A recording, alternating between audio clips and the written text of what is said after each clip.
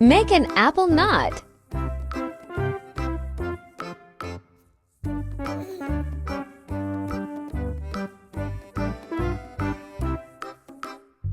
Twist a small round bubble.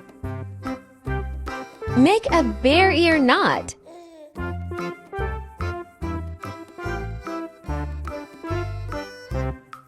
Wrap the nozzles of the colored balloons around the apple knots. Twist a 4-finger wide bubble. Twist another 8 to 10 finger wide bubble. Wrap them all around the apple knots.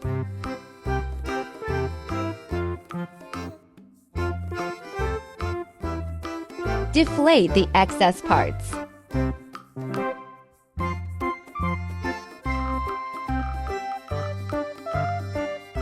Make 4 sets in total.